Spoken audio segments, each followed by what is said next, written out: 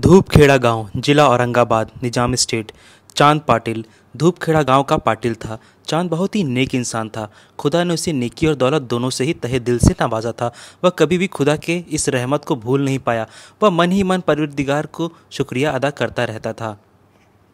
वह जितना अपने गांव के लोगों से मोहब्बत करता था, उससे तनिक भी कम मोहब्बत उसे पशु पक्षियों से नहीं थी। वह अपनी घोड़ी को बेहद चाहता था। चांद को घोड़ी की सवारी करने का बहुत शौक था। वह अपनी घोड़ी को अपने शान का प्रतीक समझता था, लेकिन यह शान भी ऊपरी तौर पर थी।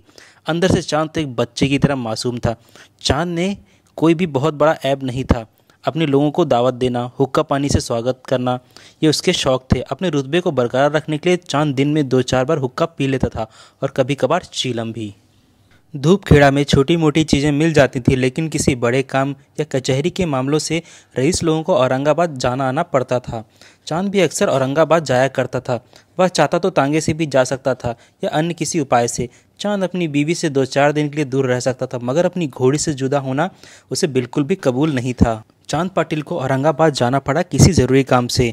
चांद पाटिल ने अपने नौकर चाकर को 4-5 दिन का काम बताकर बिजली के ऊपर सवार हो गया। बिजली हवा की चाल से औरंगाबाद की ओर चल पड़ी। बिजली सभी रास्तों से वाकिफ थी। चांद बेफिक्र होकर बिजली के साथ जा रहा था। रास्ते में तो कोई जान पहचान का चेहरा दिखाई दे रहा था। उसे उसकी उम्र और हैसियत के मुताबिक सलाम करता हुआ चांद आगे बढ़ता जा रहा था। घंटे 2 घंटे चलने के बाद वह कहीं पर आराम करता था। बिजली को खिलाता पिलाता और खुद भी थोड़ा बहुत आराम करके चीलम पीता था। इस प्रकार रुकते चलते उसने मीलों का सफ़र तय कर लिया।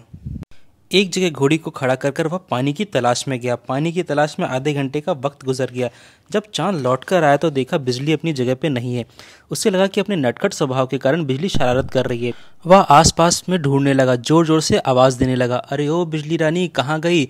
मुझे अधिक परेशान मत करो, घर लौटकर जितनी शरारत करनी है कर लेना, लेकिन अभी तो मान जाओ, मैं तेरे लिए पानी की तलाश में गया था, लेकिन तू किस बात से नाराज़ होकर छिप गई है? मैं तो तेरी इजाज़त लेकर गया था। तुझे इतना गुस्सा नहीं करना चाहिए।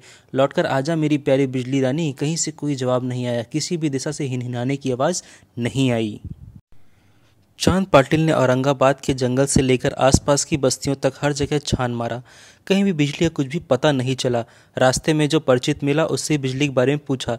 किसी से कुछ सही जानकारी नहीं मिली। कई जगहों पर तो ऐसा 1-2 पीर मौलवियों से भी पूछताछ की, लेकिन उसे कोई भी बिजली का पता नहीं बता सका। इसी पूछताछ में 2 माह वक्त गुजर गया। इस दौरान कब रात हुई, कब दिन हुआ, इसका कुछ पता चांद पाटिल को नहीं चल सका। वह तो बिजली की यादों में पागल सा हो चुका था। उसे इस बात का भी ख्याल नहीं था कि उसके साले के बेटे की शादी नज़दीक है। उसमें उसका भी कुछ फ़र्ज़ बनता है। उसके पास जो पैसे थे वो भी अब ख़त्म होने वाले थे। उसे तो अब खुदा के अलावा कोई भी सहारा नज़र नहीं आ रहा था। वह घोड़े की जीन को पीठ पलट कर औरंगाबाद की ओर लौट रहा था। उसके मुंह से अचानक निकल पड़ा, केवल वही सबका मालिक है, अल्लाह एक है, अल्लाह एक है, वह स्वतंत्र है। इन्हीं बातों को याद करते हुए 14 मील गुजर गए। तब उसने एक आम के पेड़ के नीचे एक फ़कीर को देखा। फ़कीर के सर पर टोपी थी, तन पर कफनी थी और पास में एक सटका था। फ़कीर ने चेहरे पर खुदा का नूर झलक रहा था। फ़कीर ने चांद को अपने पास बुलाया। चांद जब उस युवा फ़कीर के पास आया तो उसकी आंखों की ओर देखा। फ़कीर की आंखों में इतनी चमक थी कि उसकी ओर अधिक देर तक देखा नहीं जा सकता था। चांद ने मन ही मन में सोचा, अल्लाह, यह कैसा शख्स है? इसकी आंख में तो सूरज की चमक है। लगता है कि इस जहां में इससे कोई बात छुपी नहीं हो सकती। ये मेरी बिजली का पता अवश्य बता देगा। फ़कीर पहले मुस्कुराया और फिर बोला, कुल हु बल्लाह हु अहद अल्लाह हु सस्वौ। चांद को आश्चर्य हुआ कि जो पवित्र बातें उसके मन में आ रही थी वही फ़कीर बोल रहा है।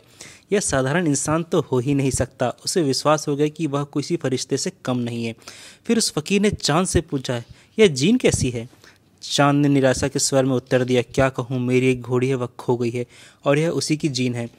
फ़कीर ने मुस्कुराते हुए कहा, चिंता न करो चांद, थोड़ा नाले की ओर भी तो ढूंढो। अल्लाह मालिक है, वह चाहा तो घोड़ी मिल जाएगी। चांद को यकीन हो चुका था कि जो उसका नाम जानता है वह कोई साधारण आदमी तो हो ही नहीं सकता। वह फ़कीर की बातों पर विश्वास करके नाले की ओर गया। वहां पहुंचने पर देखा कि बिजली आराम कर रही है। बिजली को देखते ही उसकी चिंता मिट गई। 2 माह की थकान और गुस्से का भी अंत हो गया। अपने मालिक को पास देखकर बिजली उठकर खड़ी हो गई और उसने अपना सिर झुकाकर मालिक का स्वागत किया। चांद को लगा कि बिजली उससे अपनी गलती की माफ़ी मांग रही है। चांद ने कहा, बिजली, तुम नहीं जानती तुमने मुझे कितना सताया है, लेकिन छोड़ो, यह उलाहना का समय नहीं है। फिर कभी ऐसी गलती मत दोहराना। जब वह लौटकर फकीर के पास आया तो फकीर उसके लिए चीलम भरकर तैयार कर चुका था। केवल दो वस्तुओं की और आवश्यकता रह गई थी, चीलम सुलगाने के लिए आग और साफी को गीला करने के लिए पानी। फकीर ने अपना चिमटा जमीन में घुसेड़ा और जमीन से जलता हुआ अंगार बाहर निकाला। उसने उस अंगार को चीलम के ऊपर रख दिया। अब फिर उन्होंने अपना सटका जमीन पर पटका और जमीन से पानी निकलने लगा। चांद के आश्चर्य का ठिकाना न रहा।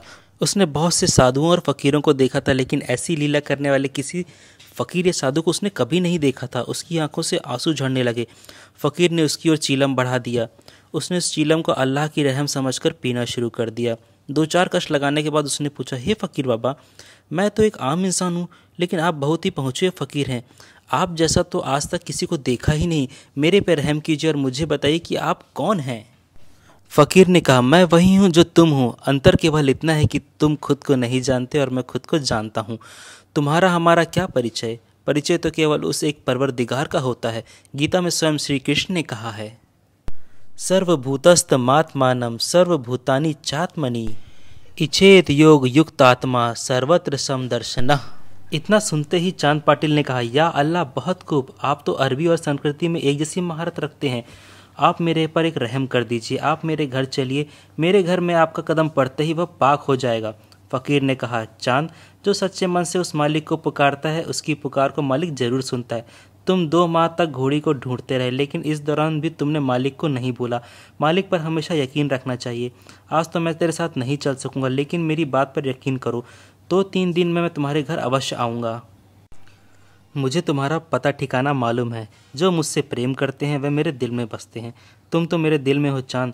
जब तक मैं इस शरीर में रहूँगा तब तक ना तो मैं तुम्हें भूलूंगा और ना ये लोग तुम्हें भूलेंगे। आज तुम बिजली के साथ चले जाओ।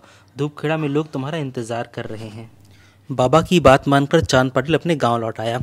कुछ दिनों बाद उसे घर में शादी थी। उधर गांव में शोर मच गया कि चांद पाटिल का तोता अल्लाह मालिक बोल रहा है। लोग उसे देखने सुनने के लिए आने लगे। चांद भी बार बार अल्लाह मालिक बोला जा रहा था। लोग भी मन ही मन अल्लाह मालिक बोल रहे थे। फिर अचानक वातावरण में अल्लाह मालिक का नापाक नाम गूंजने लगा। सब बोलने लगे, अल्लाह मालिक, अल्लाह मालिक, अल्लाह मालिक। इसी गूंज के बीच एक फ़कीर ने प्रवेश किया। उसके सिर पर टोपी, शरीर पर कफनी और कमर के नीचे धोती को लुंगी जैसे बनाकर पहना हुआ था। एक हाथ में चिमटा और एक हाथ में सटका, कंधों से झोला लटक रहा था। उस फकीर बाबा ने बहुत ही गंभीर आवाज़ में कहा, अल्लाह मालिक, अल्लाह मालिक। चांद ने बाबा को देखते ही पहचान लिया। उसने जोर से कहा, सुनो, सब सुनो, ये वही फकीर बाबा है जिनके बारे में मैंने आपको बताया था। बाबा भीड़ की ओर मुड़कर मुस्कुराए। सभी ने एक साथ कहा, अल्लाह मालिक। दोस्तों, इस तरह साईं बाबा ने चांद पाटिल के ऊपर अपनी रहमत बरसाई। दोस्तों, अगर आपको ये वीडियो अच्छी लगी तो उसको लाइक कर दीजिए, और अगर आपने अभी तक चैनल को सब्सक्राइब नहीं किया तो चैनल को सब्सक्राइब कर दीजिए। मैं आगे भी ऐसी वीडियो लाते रहूँगा आपके लिए। तब तक के लिए ओम साईं राम।